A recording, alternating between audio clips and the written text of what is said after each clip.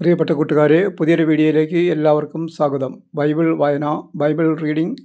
പൗലോസ് റോമാക്കാർക്ക് എഴുതിയ ലേഖനം, അധ്യായം 15, 29/5/2025. പൗലോസ് റോമാക്കാർക്ക് എഴുതിയ ലേഖനം എന്ന സുവിശേഷത്തിൽ നിന്ന് 15-ാം അധ്യായം ആണ് ഇന്ന് വായിക്കുന്നത്. 16 അധ്യായങ്ങളുള്ള പൗലോസ് റോമാക്കാർക്ക് എഴുതിയ ലേഖനം മെയ് 8 മുതൽ വായിച്ചു തുടങ്ങി. ഈ വായന മെയ് 30-ന് പൂർണ്ണമാകും എന്ന് പ്രതീക്ഷിക്കുന്നു. കർത്താവ് ഈ സുവിശേഷം മുഴുവൻ വായിക്കാൻ കൃപ തരണമേ എന്ന് പ്രാർത്ഥിക്കുന്നു. കർത്താവ് ഈ വചനവായന കേൾക്കുന്ന എല്ലാവരെയും അനുഗ്രഹിക്കണമെന്ന് പ്രാർത്ഥിക്കുന്നു. റോമാക്കാർക്ക് എഴുതിയ ലേഖനം, അധ്യായം 15. സഹോദരരെ പ്രീതിപ്പെടുത്തുക. ബലമുള്ളവരായ നാം ദുർബലരുടെ പോരായ്മകൾ സഹിക്കുകയാണ് വേണ്ടത്, നമ്മെ തന്നെ പ്രീതിപ്പെടുത്തുകയല്ല. നാം ഓരോരുത്തരും അയൽക്കാരൻ്റെ നന്മയെ ഉദ്ദേശിച്ച് അവൻ്റെ ഉത്കർഷത്തിനായി അവനെ പ്രീതിപ്പെടുത്തണം. എന്തെന്നാൽ ക്രിസ്തുവും തന്നെ പ്രീതിപ്പെടുത്തിയില്ല. ഇങ്ങനെ എഴുതപ്പെട്ടിരിക്കുന്നു: അങ്ങയെ അധിക്ഷേപിച്ചവരുടെ അധിക്ഷേപങ്ങൾ എൻ്റെ മേൽ പതിച്ചു. മുമ്പ് എഴുതപ്പെട്ടവയെല്ലാം നമ്മുടെ പ്രബോധനത്തിന് വേണ്ടിയാണ്. സ്ഥൈര്യത്താലും വിശുദ്ധ ലിഖിതങ്ങളിൽ നിന്ന് ലഭിക്കുന്ന സമാശ്വാസത്താലും നമുക്ക് പ്രത്യാശ ഉളവാക്കാൻ വേണ്ടി സ്ഥൈര്യവും സമാശ്വാസവും നൽകുന്ന ദൈവം പരസ്പര ഐക്യത്തിൽ യേശുക്രിസ്തുവിനോട് ചേർന്ന് ജീവിക്കാൻ നിങ്ങളെ അനുഗ്രഹിക്കട്ടെ. അങ്ങനെ നിങ്ങൾ ഒത്തൊരുമിച്ച് ഏകസ്വരത്തിൽ നമ്മുടെ കർത്താവായ യേശുക്രിസ്തുവിൻ്റെ ദൈവവും പിതാവുമായവനെ മഹത്വപ്പെടുത്താനിടയാകട്ടെ. ഐക്യത്തിന് ആഹ്വാനം. ആകയാൽ ദൈവമഹത്വത്തിനായി ക്രിസ്തു നിങ്ങളെ സ്വീകരിച്ചതുപോലെ നിങ്ങൾ അന്യോന്യം സ്വീകരിക്കുവിൻ. ദൈവത്തിൻ്റെ സത്യനിഷ്ഠ വെളിപ്പെടുത്താൻ വേണ്ടി ക്രിസ്തു പരിച്ഛേദിതർക്ക് ശുശ്രൂഷകനായി എന്ന് ഞാൻ നിങ്ങളോട് പറയുന്നു. അങ്ങനെ പിതാക്കന്മാരോട് ചെയ്ത വാഗ്ദാനം സ്ഥിരീകരിക്കപ്പെട്ടു. കൂടാതെ ദൈവകാരുണ്യത്തെക്കുറിച്ച് വിജാതിയർ അവിടുത്തെ പ്രകീർത്തിക്കുന്നതിനിടയാവുകയും ചെയ്തു. ഇങ്ങനെ എഴുതപ്പെട്ടിരിക്കുന്നു: ആകയാൽ വിജാതിയരുടെ ഇടയിൽ ഞാൻ അങ്ങയെ സ്തുതിക്കും, അങ്ങയുടെ നാമത്തിന് കീർത്തനം പാടും. മാത്രമല്ല, വിജാതിയരെ, നിങ്ങൾ അവിടുത്തെ ജനത്തോടൊത്ത് ആനന്ദിക്കുവിൻ എന്നും പറയപ്പെട്ടിരിക്കുന്നു. സമസ്ത വിജാതിയരെ, കർത്താവിനെ സ്തുതിക്കുവിൻ, സമസ്ത ജനങ്ങളും അവിടുത്തെ സ്തുതിക്കട്ടെ എന്ന് മറ്റൊരിടത്തും പറഞ്ഞിരിക്കുന്നു. ജസ്സയിൽ നിന്ന് ഒരു മുള പൊട്ടിപ്പുറപ്പെടും, വിജാതിയരെ ഭരിക്കാനുള്ളവൻ ഉദയം ചെയ്യും, വിജാതിയർ അവനിൽ പ്രത്യാശ വയ്ക്കും എന്ന് യേശയ്യായും പറയുന്നു. പ്രത്യാശയുടെ ദൈവം നിങ്ങളുടെ വിശ്വാസത്താൽ സകല സന്തോഷവും സമാധാനവും കൊണ്ട് നിങ്ങളെ നിറയ്ക്കട്ടെ. അങ്ങനെ പരിശുദ്ധാത്മാവിൻ്റെ ശക്തിയാൽ നിങ്ങൾ പ്രത്യാശയിൽ സമൃദ്ധി പ്രാപിക്കുകയും ചെയ്യട്ടെ. പൗലോസിൻ്റെ ശുശ്രൂഷ. സഹോദരരെ, നിങ്ങൾ നന്മയാൽ പൂരിതരും എല്ലാ അറിവും തികഞ്ഞവരും പരസ്പരം ഉപദേശിക്കാൻ കഴിവുള്ളവരുമാണെന്ന കാര്യത്തിൽ എനിക്ക് ഒരു സംശയവുമില്ല. ദൈവം എനിക്ക് നൽകിയ കൃപയാൽ ധൈര്യത്തോടെ ചില കാര്യങ്ങൾ ഓർമ്മിപ്പിക്കാൻ വേണ്ടിയാണ് നിങ്ങൾക്ക് ഞാൻ എഴുതിയത്.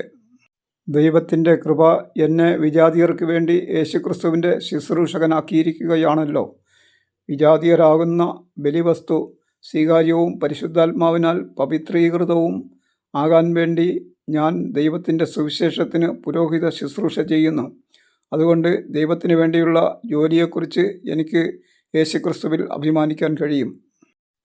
വിജാതിയരുടെ അനുസരണം നേടിയെടുക്കേണ്ടതിന് വാക്കാലും പ്രവൃത്തിയാലും അടയാളങ്ങളുടെയും അത്ഭുതങ്ങളുടെയും ബലത്താലും പരിശുദ്ധാത്മാവിൻ്റെ ശക്തിയാലും ഞാൻ വഴി ക്രിസ്തു പ്രവർത്തിച്ചവയൊഴികെ ഒന്നിനെക്കുറിച്ചും സംസാരിക്കാൻ ഞാൻ തുനിയുകയില്ല. തന്നിമിത്തം ഞാൻ ജെറുസലേം തുടങ്ങി ഇല്ലിറിക്കോൺ വരെ ചുറ്റി സഞ്ചരിച്ച് ക്രിസ്തുവിൻ്റെ സുവിശേഷം പൂർത്തിയാക്കി. അങ്ങനെ മറ്റൊരുവൻ സ്ഥാപിച്ച അടിസ്ഥാനത്തിന്മേൽ പണിയാതെ ക്രിസ്തുവിനെ അറിയാത്ത സ്ഥലങ്ങളിൽ സുവിശേഷം പ്രസംഗിക്കുന്നതിൽ ഞാൻ അത്യധികം ഉത്സാഹം കാണിച്ചു. ഒരിക്കലും അറിഞ്ഞിട്ടില്ലാത്തവനെ അവർ ദർശിക്കും, അവനെക്കുറിച്ച് കേട്ടിട്ടില്ലാത്തവർ അവനെ മനസ്സിലാക്കും എന്ന് എഴുതപ്പെട്ടിട്ടുണ്ടല്ലോ. റോമാ സന്ദർശന പരിപാടി. മുൻപറഞ്ഞ കാരണത്താലാണ് നിങ്ങളുടെ അടുക്കൽ വരുന്നതിന് എനിക്ക് പലപ്പോഴും തടസ്സം നേരിട്ടത്. ഇപ്പോഴാകട്ടെ എനിക്ക് ഈ പ്രദേശങ്ങളിൽ പ്രവർത്തനത്തിനുള്ള സാധ്യതയൊന്നുമില്ല. നിങ്ങളുടെ അടുക്കൽ വരാൻ പല വർഷങ്ങളായി ഞാൻ ആഗ്രഹിക്കുകയും ചെയ്യുന്നു. അതുകൊണ്ട് സ്പെയിനിലേക്കുള്ള യാത്രയ്ക്കിടയിൽ നിങ്ങളെ കാണാമെന്നും നിങ്ങളുടെ സഹവാസം ഞാൻ കുറേ കാലം ആസ്വദിച്ചതിന് ശേഷം നിങ്ങൾ എന്നെ അങ്ങോട്ട് യാത്രയാക്കുമെന്നും പ്രതീക്ഷിക്കുന്നു.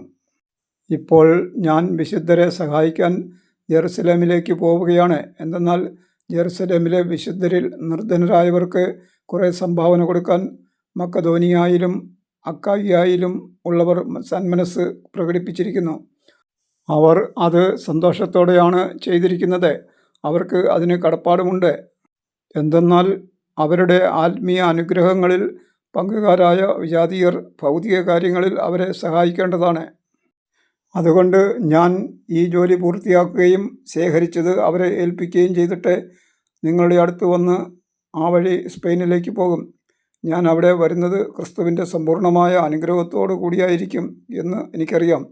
സഹോദരരെ, നമ്മുടെ കർത്താവായ യേശുക്രിസ്തുവിൻ്റെയും ആത്മാവിൻ്റെ സ്നേഹത്തിൻ്റെയും പേരിൽ ഞാൻ നിങ്ങളോട് അപേക്ഷിക്കുന്നു, എനിക്ക് വേണ്ടി ദൈവത്തോടുള്ള പ്രാർത്ഥനകളിൽ എന്നോടൊപ്പം നിങ്ങളും ഉത്സുകരായിരിക്കണം. അത് യൂദയായിലുള്ള അവിശ്വാസികളിൽ നിന്ന് ഞാൻ രക്ഷപ്പെടുന്നതിനും ജെറുസലേമിലെ എൻ്റെ ശുശ്രൂഷ വിശുദ്ധർക്ക് സ്വീകാര്യമാകുന്നതിനും വേണ്ടിയാണ്. അങ്ങനെ ദൈവഹിതമനുസരിച്ച് ഞാൻ സന്തോഷപൂർവ്വം നിങ്ങളുടെ അടുത്തെത്തുകയും നിങ്ങളുടെ സഹവാസത്തിൽ ഉന്മേഷഭരിതനാവുകയും ചെയ്യും. സമാധാനത്തിൻ്റെ ദൈവം നിങ്ങളെല്ലാവരോടും കൂടെ ഉണ്ടായിരിക്കട്ടെ. ആമേൻ. 15-ാം അധ്യായം വായന പൂർണ്ണമായി. അതിനെ സഹായിച്ച ദൈവത്തോട് നന്ദി പറയുന്നു. Thank you.